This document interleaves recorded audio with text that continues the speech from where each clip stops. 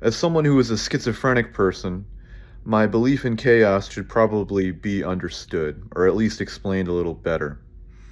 Um, as a schizophrenic person, you would think that your mind should be orderly and you should be in harmony with your environment, but you're constantly questioning the truth, and your perceptions may be kind of skewed at some times. You're dealing with a lot of sensory input. But in general, chaos is something that's natural. It is the byproduct of evolution, or sorry, the evolution is a byproduct of chaos, I should say. It's a random chance events that start changing an organism over time, right? And unless you're a Pokemon, you can't really de-evolve. Based on environmental conditions, animals react to stimuli, and this creates physical changes in their bodies, which they adapt to over time. Excuse me. So chaos is natural, but chaos is also mathematical. It describes the world around us. So, why this is important is because if we live in a world that's unjust, you can't build a house on a faulty foundation, right? You have to build it off of something that's solid. But if your institutions are corrupt fundamentally, you can't build on corrupt institutions. It's only chaos which can undo that corruption, right? To build order through chaos, which is absolutely possible in nature. But as an example, right, if you were to take the top off a checkers board, right? Take the top off a checkers board and put the checkers inside. Now, as much as you would want to shake the checkers board and see how many checkers pop out of the box, right? There is only a small probability that you would have as much force, to be able to control your body to ensure that the right checkers piece, the one that you determine, flies out of the box at the very precise moment, right? Chaos is an array of probabilities, and though chaos isn't necessarily impossible to determine in all natural settings, it's chaotic. It's, somewhat random. It appears to be somewhat random, right? And therefore it becomes less predictable. Although some chaotic patterns are absolutely predictable, but others are not, right? There's conditions where, excuse me, I'm very moist right now. I got a lot of phlegm. I'm very stressed. My pituitary gland is acting up. Maybe I need a glass of water or something. My eyes are a little fucking dazed. But yeah, that's just it, right? There's some systems which don't go back. There's some systems which just spiral into mathematical chaos, and you cannot reset this configuration. And we're living in an age of multiple tipping points, right? A tipping point is a mathematical arrangement where the math doesn't go back to zero. It spirals into these random decimal points of no return and of no real substance. You can't really predict these decimal points, and which decimal point will arise, as it continues. It's a tipping point, right? A hurricane is a tipping point. When a hurricane finally disassembles, that's a mathematical pattern. It's a natural pattern of chaos. So why do I talk about this? Because human nature is chaotic. People aren't perfect. Our faces are asymmetrical, right? Asymmetrical faces make beautiful people. In nature, that's what human beings are determined as, right? We're a response to our genetics, our environment.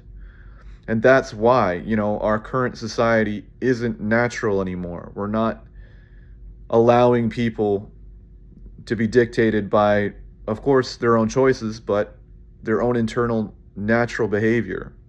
We're skewing people into binaries of the political binaries, left wing, right wing. It's very simple.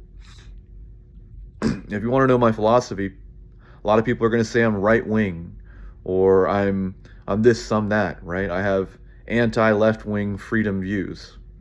Yeah, sure, I do have some security versus freedom views, but I also have some freedom versus security views. If that makes any sense. But that's just it. Why am I like this? My life is in total disarray, right? I don't have confidence. Um, I've lived my life, right, as a sort of logic problem, right? No one will cooperate with me, therefore I defected. I showed society that truth telling is not effective in this current climate. It's not. City councilors, police, lawyers, judges, doctors, nurses, the whole lot, politicians, no one wants to hear what will actually fix the system. Listen to the victimized people and then make your determination there, right? It's not these people in power, right? Their prestige, their honor, their supposed academia, their professionalism. That's not the thing that's changing human society. It's empathy, which I'm running out of. Um, yeah, and it's the human nature, the human response, right? You're an imperfect fucking piece of shit human being. Maybe our society and our law and our legal system should be determined as such to have the least harmful outcome for the most amount of people, right? And in the worst outcome, how do we have the best outcome? That's how it should be. But in a corrupt system where, freedom is radical, chaos is necessary, disruption is necessary. We live in a dark forest. There are actors. There are disingenuous, bad faith actors. And there's a lot of good people who are trying to cooperate. But nonetheless, it's a dark forest because you don't know if you're going to be predator or prey. And most of the time, in nature, they're often both, right? They're predator and prey. They're looking for food. They're looking for resources. They're trying not to be robbed of those resources. And unlike capitalism, we don't live in an infinite growth paradigm. Our planet is dying and we are running out of finite, limited resources. That's the whole game. So with chaotic disruption, you disrupt the flow of information to redistribute the power, right? I challenged everyone in the city. I call it hostility's pilgrimage.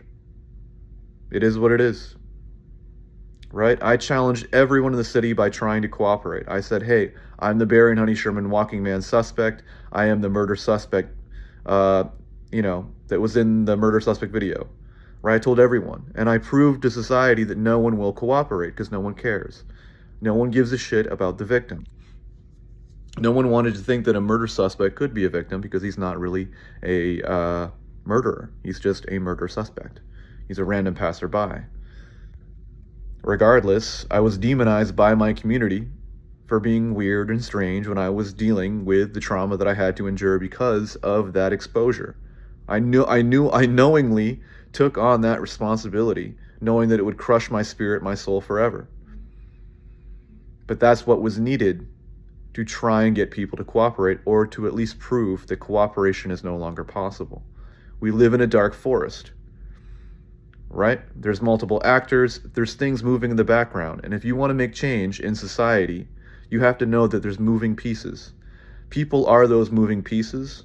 Social chaos might be actually social justice. It's just one such arrangement. You can find a chaotic system of social organized people. You can find other chaotic systems, and this is what needs to be exploited. The internet is being exploited for capitalism. The internet is being exploited by cyber terrorists, cyber harassers, and cyber stalkers. The police, governments, right? Federal agencies. That's what's happening. But there are other chaotic systems which have yet to be exploited.